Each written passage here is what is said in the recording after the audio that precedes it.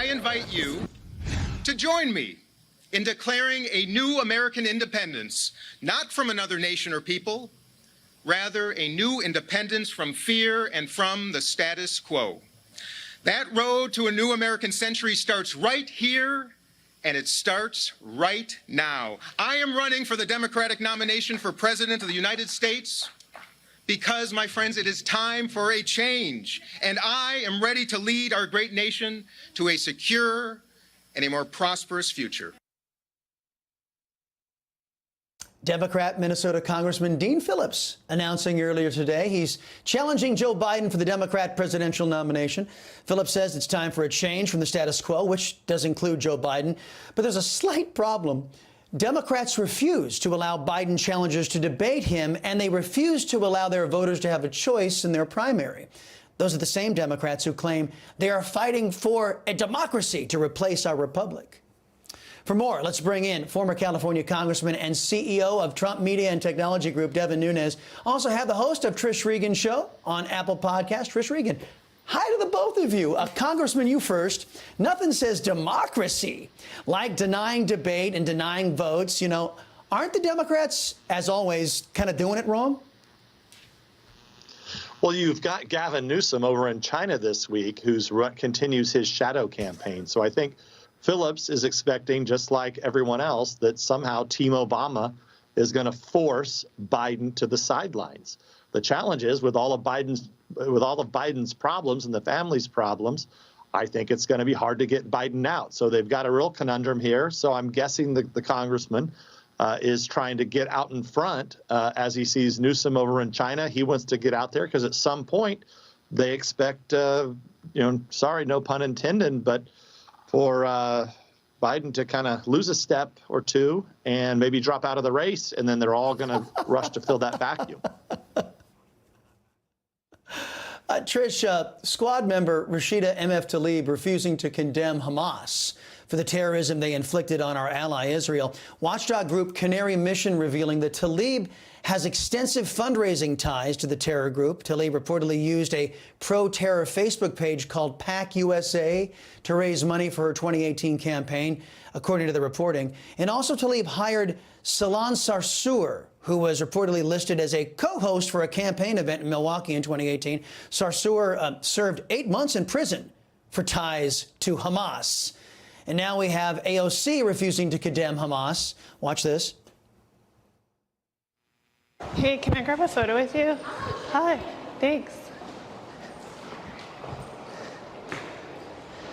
Oh, hi. So when you told me you never wanted to share space with me, I never want to share space with you. Thank you. Is it because you're part of the Hamas caucus and I'm Jewish? All right. No, it's because you're a transphobe. Trish, who's more to blame for the Democrats never having to address their Jew-hater problem? Is it the Democrat Party or is it the press for refusing to report on the Democrats' virulent strain of anti-Semitism? I'm just blown away by this. I'm stunned. I'm disappointed. I'm kind of shocked.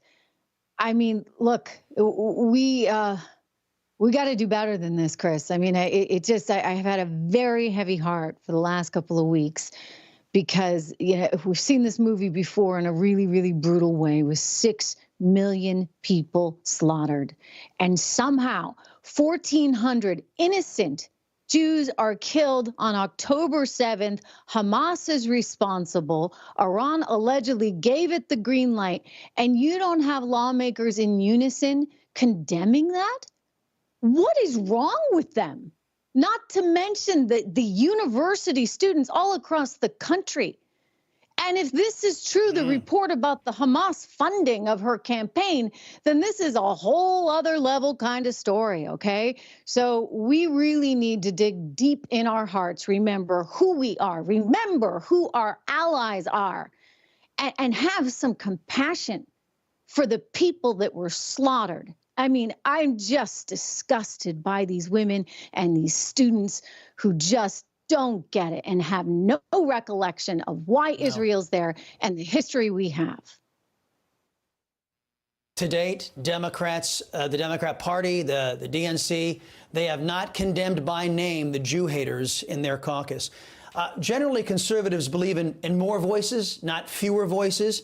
And that is what Truth Social was founded upon, actually. You know, Elon Musk is kind of working on bringing Twitter back to that place. Today marks the one-year anniversary since Elon Musk acquired Twitter. But Truth Social helped influence the speaker's race, and even Joe Biden has taken notice and has an account now on Truth Social. Devin, how has Truth Social changed the digital landscape in your view? Well, look, Truth Social is not a company as much as it is a movement, right? We have a family here, and so much so that you had Joe Biden, Gavin Newsom. They don't want to have to join, but they're having to join Truth Social. Why are they doing that? Because Donald Trump is able to communicate with millions of people instantaneously. And look, that's, I think, the biggest difference here between, you know, what we're building versus what all the other companies are. You know, we're basically founded on the principle of free speech.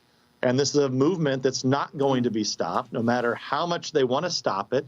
And look, you compare this to what we're seeing. I think Trish brought up a point about the kids that are out there thinking that this atrocities that were committed in Israel are okay, and that the Hamas had a right to do it. You saw that poll this week. Over half the kids think that that's, when I say kids, these are 18 to 24-year-olds. I have a theory on that. I think it's actually because of TikTok. I think the algorithms at TikTok that are feeding, most kids are on TikTok, and they're sitting there, you know, seeing the hospital bombed, Hamas is okay, Israelis bad. And I think that's what's moving the population. And that's why Truth Social is such an important movement for the American people and people around the globe. Yeah. And we all know about China's influence on TikTok. Trish, I've only got a minute left, but look, you have a huge presence on digital media. In your view, how is digital media changing not only the political landscape, but also the media landscape, in your view?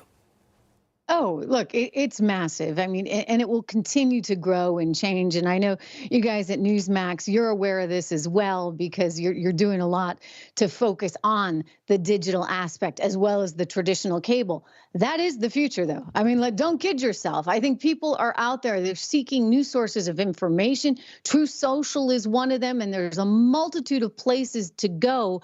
It's very different. You know, it's funny. Like I talk to my kids, Chris, and they don't even understand or comprehend the whole idea of like live TV, right? It's not in their DNA. The commercials, I tell them stories about, you could only watch Little House on the Prairie on Thursday nights at 8 o'clock. And they're like, what? So it's all different, and it's great. It's 3D. We can talk to viewers. We hear from them in real time. I love it. Yep. I think it's a great opportunity for so many people and for so many voices. And there's a diversity here that you're not going to get at the traditional, say, oh, I don't know, Fox News of the world. Well, folks, it's a brave new world. And on the screen right now, to my left and to my right, you are seeing two people on the forefront of that. Devin Nunes and Trish Regan, thank you both. Appreciate the time.